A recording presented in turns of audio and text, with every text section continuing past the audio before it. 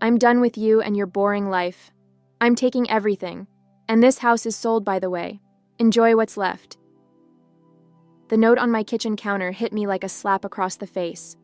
My hands trembled as I read those cruel words, scrawled in David's messy handwriting on the back of our electric bill. A wave of emotions washed over me: shock, hurt, anger. But strangely, what surfaced most was a sense of calm determination. I pulled out my phone and typed a simple response. "Saw your note. Thanks for the heads up." My name is Nina Parker, and at 36, I never imagined I'd be standing in my kitchen, reading a goodbye note from my husband of 12 years. I'm an entrepreneur who built a successful online business selling handcrafted jewelry, something David always dismissed as my little hobby. Looking back, I should have seen this coming. The signs were all there. The late nights at the office, the hushed phone calls, the way he'd quickly close his laptop whenever I walked into the room. But what David didn't know was that I wasn't as naive as he thought. 6 months ago, I noticed something odd while paying our bills. Large sums of money were being transferred out of our joint account into an account I didn't recognize. When I casually mentioned it to David, he brushed it off as business investments. That's when I knew I needed to protect myself. I may have looked like the perfect, supportive wife on the outside, but inside I was preparing for war. I started documenting everything: the unexplained expenses, the suspicious phone calls, even the nights he claimed to be working late, but his office building was dark when I drove by. I opened a separate bank account and gradually moved my personal savings there. I consulted with Sarah, my best friend who happens to be a divorce attorney, and she helped me understand my rights and options. Most importantly, during our recent home renovation, I had the house refinanced solely in my name, something David was too preoccupied with his investments to notice. Now, standing in our kitchen, my kitchen, reading his pathetic attempt at a power play, I couldn't help but feel a slight smile tugging at my lips. David always underestimated me, treated me like I was some clueless housewife playing at running a business. He probably thought this note would destroy me, leave me broken and begging him to come back. Instead, I felt strangely liberated. The pretense was finally over. I took a deep breath, smoothed down my blouse, and pulled out my laptop. It was time to set things in motion. David wanted to play hardball? Fine. But he was about to learn that I'd been in training for this game a lot longer than he realized.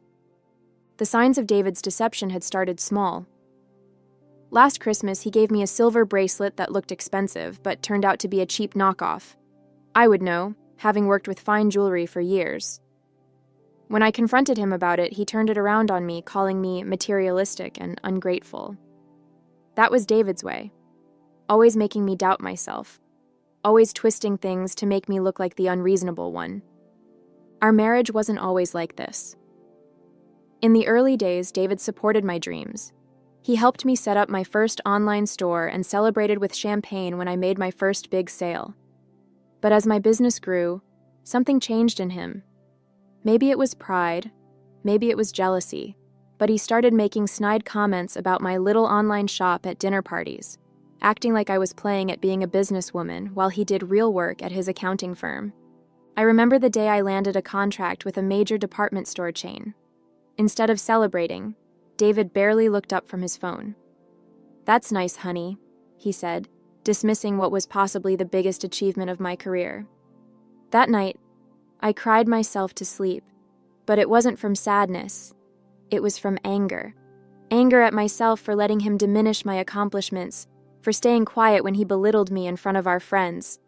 The real wake-up call came 3 months ago.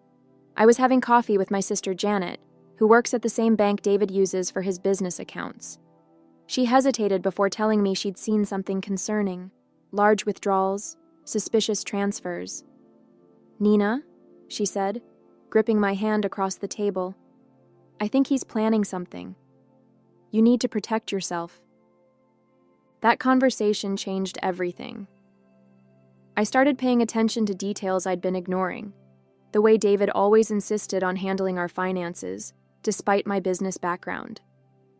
The mysterious weekend business trips that he couldn't explain. the whispered phone conversations that ended abruptly when I entered the room. Each discovery was like a piece of a puzzle I hadn't wanted to see. I reached out to Sarah, my best friend since college, and now a successful divorce attorney. Over lunch, she listened to everything and then gave me a hard look. "Nina," she said, "you're smart, successful, and stronger than you realize. Stop playing the role he's assigned you. Start playing chess instead of checkers." So that's exactly what I did. While David thought I was busy with my little hobby, I was carefully documenting every suspicious transaction, every unexplained absence, every lie. I kept my plans quiet, maintained my routine, played the part of the trusting wife while secretly preparing for the storm I knew was coming. The day after finding David's note, I received an email from our real estate agent, Marcus. My heart skipped a beat when I saw the subject line: "Urgent, house sale documentation required." Opening it, I discovered that David had indeed tried to list our house for sale, but there was a problem. He couldn't proceed without my signature since the refinancing papers had put the house solely in my name during our renovation. I remembered that day clearly. David had been too busy to attend the meeting with the bank, casually telling me to just handle it. He'd signed a power of attorney without even reading it, assuming I would simply do what I'd always done, take care of the details while he made the important decisions. His carelessness had just become his biggest mistake. I called Marcus immediately. "I'm afraid there's been a misunderstanding," I said calmly. "I haven't authorized any sale of the property." There was an awkward pause before Marcus explained that David had been quite insistent about listing the house immediately. I could hear the discomfort in his voice as he described David's arrogant assumption that everything was already handled. Just then, my phone buzzed with a text from David. "Called the real estate agent. Sign the papers when they come. I'll give you 24 hours to pack your stuff." The contempt in his message made my blood boil, but I maintained my composure. This was the moment I'd been preparing for. I dialed Sarah's number. "It's time," I said when she answered. She understood immediately. We'd been preparing for this scenario for months, gathering evidence, documenting everything. She had already drafted the divorce papers, anticipating David's eventual move, but unlike his plans, ours were legally sound and airtight. "Remember," Sarah said, "don't respond to any more of his messages. Let him think he's in control. We'll hit him with everything at once: the protected house deed, the documented fund transfers, everything." Her confidence reinforced my resolve. This wasn't just about protecting my assets anymore. It was about standing up for myself after years of subtle manipulation and dismissal. I sat at my desk, looking at the framed photo of David and me from happier times. The smiling woman in the picture seemed like a stranger now, someone who didn't yet know her own strength. I took the frame down and placed it in a drawer. It was time to decide what to do next, and for the first time in our marriage, I was the one holding all the cards. The next morning, I received a barrage of increasingly angry texts from David. "Why isn't the house listed yet? Marcus says there's a problem with the paperwork. Stop playing games and sign the documents." Each message revealed his growing frustration as his carefully laid plans began to unravel. I was in my home office finalizing some jewelry orders when the doorbell rang. Standing on my porch was David, his face flushed with anger. This was the first time I'd seen him since finding his note, and I was surprised to feel nothing but calm determination. "What did you do?" he demanded, pushing past me into the foyer. "Marcus says I can't sell the house without your signature, but that's impossible. I handled all our financial matters." I crossed my arms, standing my ground. "Did you? Like you handled my business accounts?" My voice was steady, masking the way my heart was pounding. "The ones you've been secretly transferring money from?" His face paled slightly before he recovered. "What are you talking about? I made a few investments for our future. You wouldn't understand, you just play with beads all day." "Actually, I understand perfectly," I replied, walking to my desk and pulling out a thick folder. "I understand that you've been siphoning money from our joint accounts.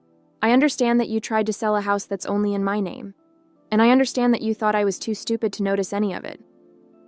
David's expression shifted from anger to confusion, then to something close to fear. What do you mean the house is only in your name? Remember that refinancing paperwork you were too busy to read? The renovation meeting you couldn't be bothered to attend? I watched as realization dawned on his face. You signed over your rights to the house. It's mine, David.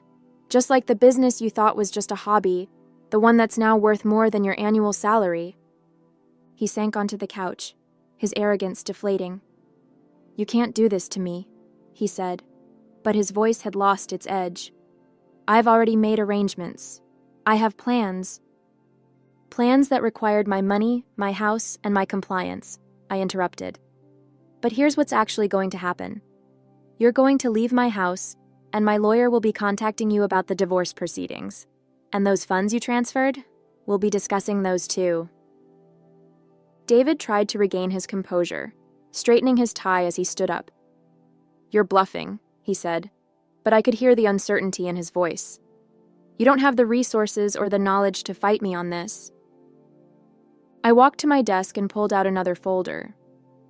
You mean like these bank statements showing systematic withdrawals from our joint accounts? I laid out document after document. Or these emails you accidentally left open on our shared iPad discussing your plans to leave? Or maybe you'd be interested in seeing the private investigator's report about your business trips to Vegas. His face grew paler with each revelation. You hired a private investigator? No, David. Sarah did. You remember Sarah, right? My coffee friend who you never took seriously? The one who happens to be one of the best divorce attorneys in the state? I kept my voice level, even as I watched him begin to crumble. He ran his hands through his hair, pacing the room. This isn't how this was supposed to go, he muttered. You were supposed to... What? Breakdown? Beg you to stay? Accept whatever crumbs you decided to leave me? I shook my head. That's not happening. I've already frozen our joint accounts. Legally, since I have documentation of your unauthorized withdrawals. The house isn't going anywhere, and my business, well, that was never yours to take in the first place. David's phone buzzed. He looked at it, and I could see the blood drain from his face. Your lawyer, he said weakly. She's already... Filing for divorce, yes. She's also requesting an emergency hearing about the funds you transferred. We have records of everything, David. Every transaction, every email, every lie.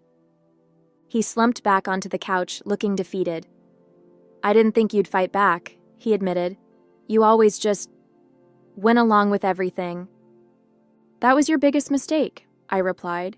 You were so busy underestimating me that you never noticed I'd stopped underestimating myself. The doorbell rang again. This time it was Sarah, right on schedule.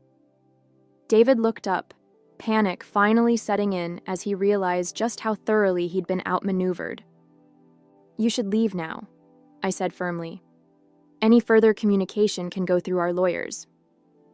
I opened the front door, where Sarah stood with a professional smile and a briefcase full of additional documents we'd prepared. As David walked past Sarah, he looked like a shadow of the confident man who'd left that cruel note in my kitchen. Nina, please, he tried one last time. We can talk about this. Like you talked to me about selling our house? I asked. Or about draining our accounts?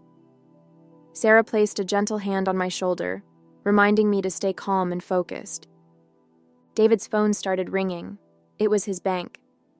Sarah had warned me this would happen. The moment our divorce petition was filed, it triggered an investigation into those suspicious transfers he'd made. I watched as he answered the call, his face growing increasingly distressed as he listened. What do you mean, frozen? He stammered into the phone. No, you don't understand. I need access to those accounts. He looked at me desperately, finally understanding just how thoroughly his plans had backfired. Sarah stepped forward, her voice professional but firm. Mr. Parker, I suggest you contact your own attorney. We have substantial evidence of financial misconduct, and the court takes these matters very seriously. David's legs seemed to give out, and he sank onto the front steps of what he now realized was no longer his home. Tears started streaming down his face. Not tears of remorse, I noticed, but tears of frustration and defeat. Everything he'd planned, every scheme he'd carefully laid out was crumbling around him. "I never thought," he began. "That's right," I interrupted. You never thought I'd stand up for myself. You never thought I'd be smart enough to protect myself. You never thought I'd be strong enough to walk away. That's why you left a note instead of having a real conversation. Because you never really knew me at all." As we watched him slowly walk to his car, Sarah squeezed my hand. "You did good, Nina. Really good." She'd been more than just my lawyer through all this. She'd been my rock, helping me find strength I didn't know I had. David's car disappeared around the corner, and I felt a weight lift from my shoulders.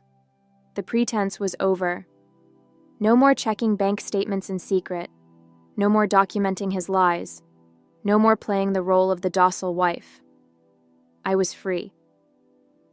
In the weeks that followed, I threw myself into rebuilding my life. The jewelry business, which David had dismissed for so long, became my sanctuary. Orders were pouring in, and I was finally free to expand without hearing snide comments about wasting money on new equipment or materials. Sarah kept me updated on the legal proceedings. David had hired an aggressive attorney, but it didn't matter. We had documented everything meticulously. The judge was particularly interested in the paper trail of his financial misconduct. Those business investments he'd been making, they turned out to be gambling losses in Vegas and attempts to hide money in accounts I wasn't supposed to find. The house, my beautiful craftsman-style home that I'd lovingly renovated, remained mine. I redecorated slowly, erasing traces of David room by room. I painted the living room the deep blue color he'd always vetoed, converted his home office into my jewelry studio, and finally bought that antique workbench I'd been eyeing for years. Each change felt like reclaiming a piece of myself. My sister Janet came over often, helping me sort through years of accumulated memories. "Remember how he used to mock your little hobby at family gatherings?" she said one evening as we sorted through old photos. "Now look at you. You're featured in 3 major magazines, and he's living in a 1-bedroom apartment." She was right.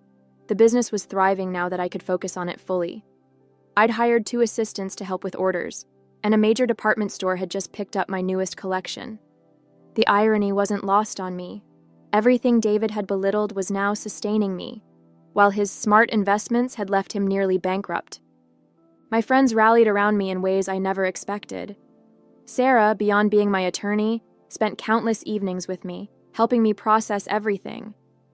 "You're not just surviving," she told me over wine one night. "You're flourishing." She was right. I felt stronger, more confident, more myself than I had in years. The divorce proceedings revealed more of David's deceptions than even I had uncovered.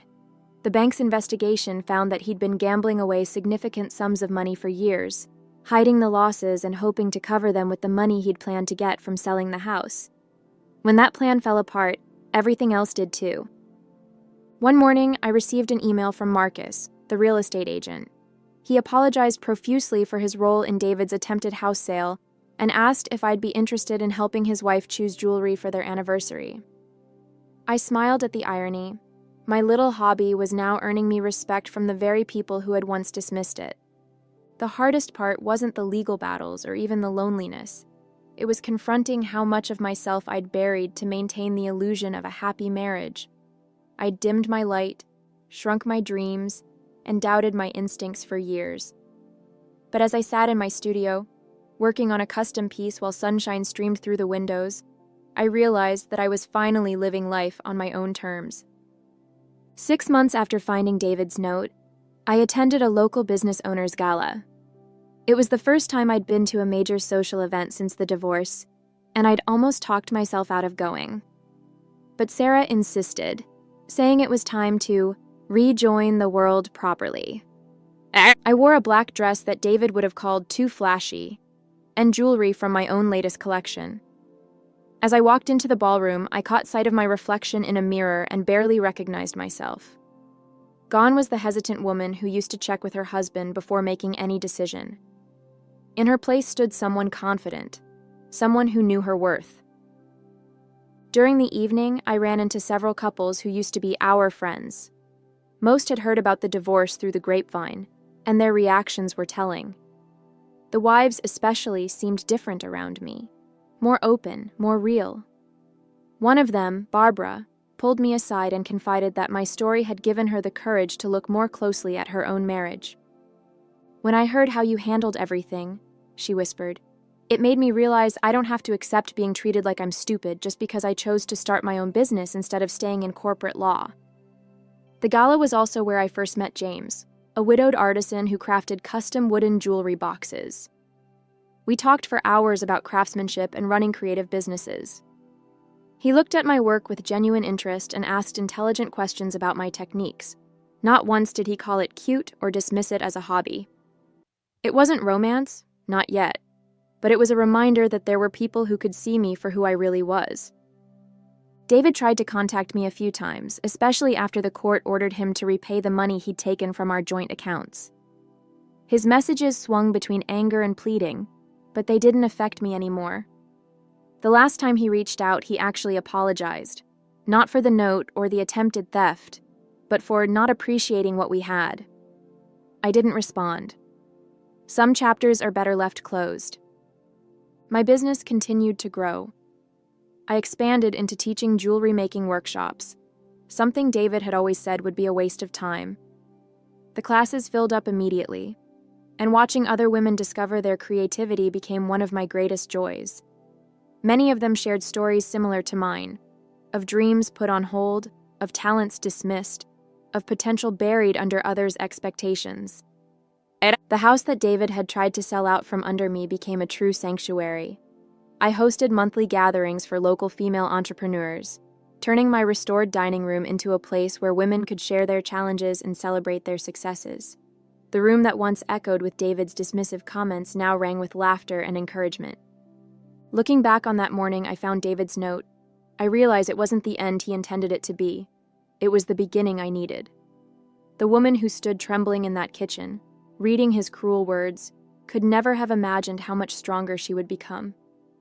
Every tear I shed, every night I spent poring over bank statements and legal documents, every moment of doubt and fear, they all led me to where I am now. My jewelry business has expanded beyond anything I could have dreamed. We're now shipping internationally, and I've been featured in several major fashion magazines. The little hobby that David scorned now employs 8 people and has a waiting list for custom pieces. But more than the business success, I'm proud of the woman I've become. The other day, I found that note from David, tucked away in a drawer. Reading those angry words, "I'm done with you and your boring life," made me laugh out loud. My life is anything but boring now. I'm traveling to artisan fairs across the country, teaching women to create and value their own work, and building a community I never knew I needed. Sarah often tells me I should write a book about my experience, but I think I'm telling my story in a different way, through the strength I show other women who are where I once was. Every time I share my journey at my workshops, I see recognition in someone's eyes, and I know they're finding their own courage to stand up for themselves.